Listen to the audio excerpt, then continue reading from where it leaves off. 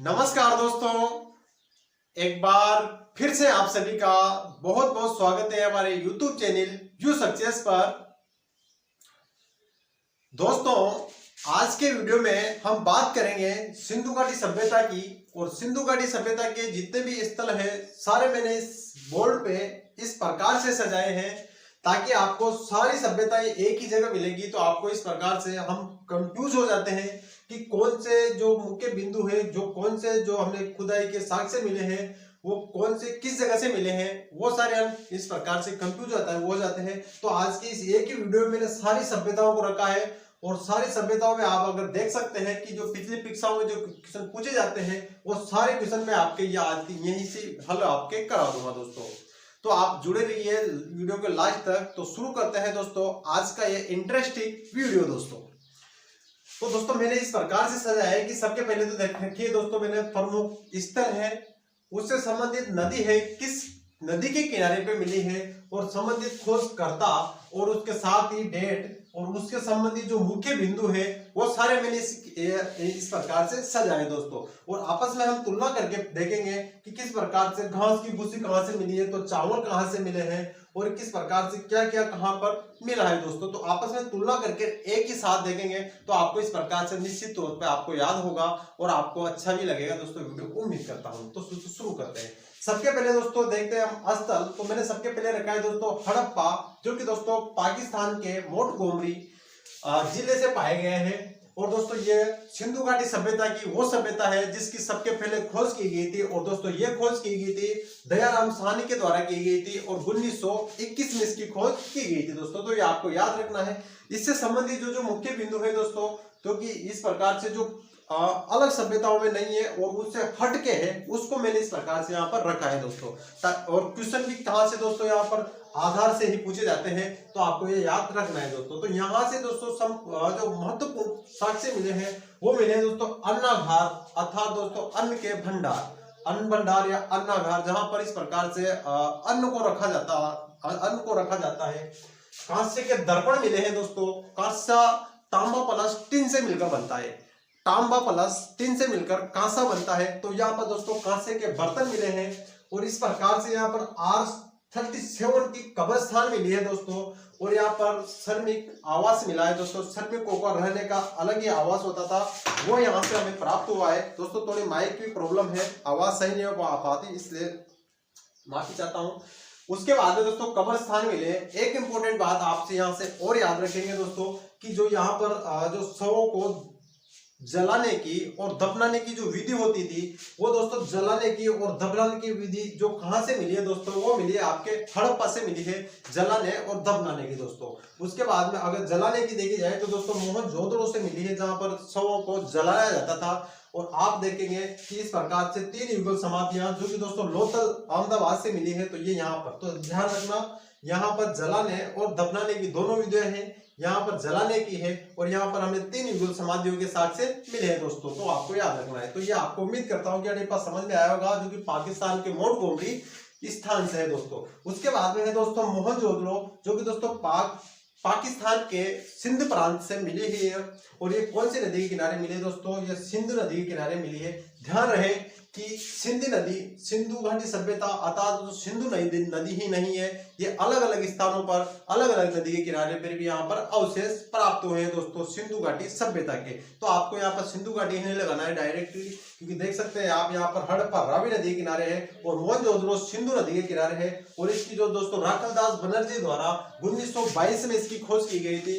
और आप इसके देखेंगे तो यहाँ पर दोस्तों विशाल अन्नागार मिले हैं, यहाँ पर दोस्तों विशाल स्नानागार मिले हैं, कांसे की मूर्तियां मिली है और यहाँ पर पुरोहित के साक्ष्य मिले हैं दोस्तों। पुरोहित का साक्ष्य से यह हो सकता है कि राजनीति में यूं देखा जा सकता है कि पुरोहितों का भी हस्तक्षेप इसमें होता था दोस्तों। तो ये आप याद रख सकते हैं। यहाँ से महाविद्यालय के साक्ष्य मिले हैं और इस प्रकार से एक संगी पशु जो सिक्के होते हैं उस पर एक सींग वाले पशु के चित्र भी इसमें यहाँ पर देखने को मिले हैं दोस्तों। कहाँ पर, मोहनजोदड़ो से दोस्तों।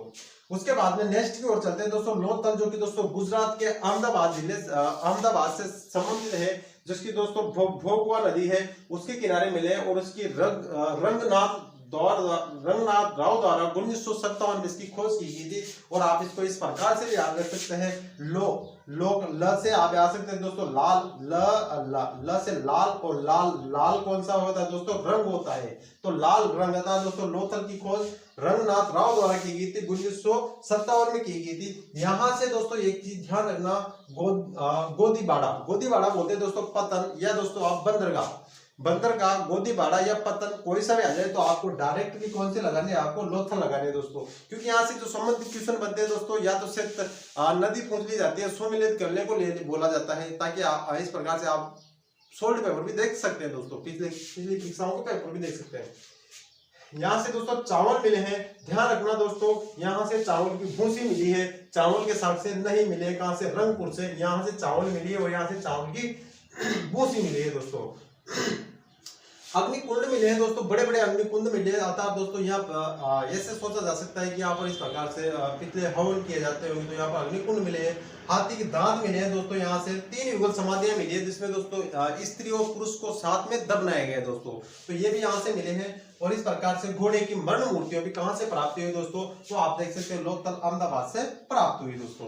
नेक्स्ट चलते हैं दोस्तों कालीबंगा की ओर, जो कि दोस्तों राजस्थान के हनुमानगढ़ जिले से पाई गई है और इम्पोर्टेंट है दोस्तों। यहाँ से जुते हुए खेत के साक्ष्य मिले हैं दोस्तों, और यहाँ पर इस प्रकार से समकोण पर सड़कें मिली है, मकान मिले हैं, लकड़ी की नालियां मिली है दोस्तों, और इस प्रकार से 6 छेद वाली खोपड़ियां मिली है। तो ये सारी चीजें आपको याद रखनी है। हवन कुंड मिले हैं बड़े बड़े, स्नानागार मिले हैं, बिल्कुल तालाबों के जैसे इतने बड़े बड़े, जिसमें इस प्रकार से सामूहिक स्नान होता होगा, ऐसा साक्ष्य हमें मिलता है दोस्तों। कहां से, कालीबंगा से दोस्तों। और कालीबंगा से दोस्तों हनुमानगढ़ से, यहाँ से एक इंपोर्टेंट है कि यहाँ से इस प्रकार से काली चूड़ियों से बार बार क्वेश्चन पूछा जाता है, ताकि आप इसको याद रखें दोस्तों, ताकि आपका ऑब्जेक्टिव गलत ना हो। उसके बाद में यहाँ से भूकंप के एकमात्र साक्ष्य कहां से मिले हैं दोस्तों, तो वो मिले अपने कालीबंगा से मिले हैं। तो यहाँ ध्यान रखना है, इसकी खोज की गई दोस्तों अमलानंद घोष द्वारा इसकी खोज की गई दोस्तों। आप डेट याद नहीं रख सकते तो 2 की तो रख ही लेना, आप हड़प्पा की और मोहनजोदड़ो की तो आप याद रख ही सकते हैं दोस्तों। उसके बाद में है दोस्तों आपके राखीगढ़ पड़ता है दोस्तों हिसार हरियाणा में पड़ता है राखीगढ़। यहाँ से मिली है दोस्तों, ये गग्गर नदी के किनारे मिली है और इसकी सूरजभान द्वारा इसकी खोज की गई थी। तो दोस्तों ये भी इंपॉर्टेंट है, आपको इसको याद रखना है। इसके जो मुख्य बिंदु है वो कौन कौन से हैं, तो इसमें दोस्तों भारत का ये सबसे बड़ा स्थल है, जहां पर दोस्तों तांबू उपकरण यहाँ से प्राप्त हुए। तो दोस्तों ये इंपॉर्टेंट है। तो आपको याद हुआ होगा कि किस प्रकार से हड़प्पा में अन्नागार, कांस्य मूर्तियां, कालीबंगा में काले चूड़े, जुते हुए खेत के साथ से इस प्रकार से स्नानागार, बड़े बड़े समकोण पर सड़कें, जुते हुए खेत के साथ से सारी चीजें प्राप्त हुई। उसके बाद में चलते हैं दोस्तों चौहंदड़ो, जो कि दोस्तों पाक सिंध में पाई गई है, सिंधु घाटी के नदी के तट पर पाई गई है, ये भी आपको याद रखना है। और इसकी अगर दोस्तों खोजकर्ता की बात करें तो अर्नेस्ट मेकके और मजूमदार के द्वारा इसकी खोज की गई थी। यहाँ से दोस्तों मनके बनाने के कारखाने मिले हैं, कंगा, लिपस्टिक, पाउडर, इस प्रकार से यहाँ से काजल है, ये सारी चीजें यहाँ से हमें मिली है दोस्तों खुदाई में। और इसमें नेक्स्ट दोस्तों बनावली, जो कि दोस्तों हिसार हरियाणा है में मिली है दोस्तों। और ध्यान रखना दोस्तों सरस्वती नदी के किनारे मिली है, जिसको दोस्तों ऋग्वेद में सरस्वती नदी को इस प्रकार से किस नाम से जानते हैं, उसको नदी तमा के नाम से जानते हैं, जो कि ऋग्वेद में इसका सबसे पवित्र नदी का जिक्र किया गया है। तो इस नदी के किनारे मिले, यहाँ से दोस्तों मिट्टी के हल के साक्ष्य मिले हैं दोस्तों। तो ये भी आपको याद रखनी है। रोपड़ है दोस्तों, ये रूपनगर पंजाब से मिली है, सतलज नदी के किनारे की मिली है और भगदत्त द्वारा इसकी खोज की गई है। और यहाँ से दोस्तों तांबे की कुल्हाड़ियां यहाँ में हमें प्राप्त हुई है। साथ ही दोस्तों रंगपुर आप याद रख सकते हैं, अहमदाबाद गुजरात में पड़ता है, भादर नदी के किनारे पड़ता है और SR राव द्वारा इसकी खोज की गई थी। ध्यान रहे यहाँ से घास की भूसी मिली है, चावल के साक्ष्य नहीं मिले हैं, ज्वार बाजरा के साक्ष्य मिले हैं, चावल के जो साक्ष्य मिले हैं वो हमें लोथल से प्राप्त हुए हैं। तो ये आपको याद रखना है। तो उम्मीद करता हूं दोस्तों कि आज की वीडियो में मैंने जो शॉर्ट लिस्ट किया है वो आपको समझ में आया होगा बिल्कुल, और आपको वीडियो पसंद भी आया होगा। और पसंद आया है तो दोस्तों चैनल को सब्सक्राइब जरूर करके जाएं। और साथ ही दोस्तों एक दो इम्पोर्टेंट बातें हैं कि सभ्यता का पतन कैसे हुआ, पूछ लिया जाता है बहुत सी बात। तो दोस्तों यहाँ पर अलग अलग राइटरों द्वारा अलग अलग मत बताए गए हैं, जैसे कि मेके जॉन मार्शल के द्वारा इसका जो कारण बताया गया वो बताया गया दोस्तों बाढ़ के कारण इस सभ्यता का पतन हुआ है। चाइल्ड एंड वेल्स के द्वारा विदेशी आक्रमणों के द्वारा बताया गया है। और दोस्तों एक फेयर सर्विस, जिसने पारिस्थितिक असंतुलन के कारण इस सभ्यता का पतन बताया है। तो दोस्तों ये 3 लेखकों का तो मैंने आपको नाम बता दिया है और आपको और भी देखने को मिल सकते हैं।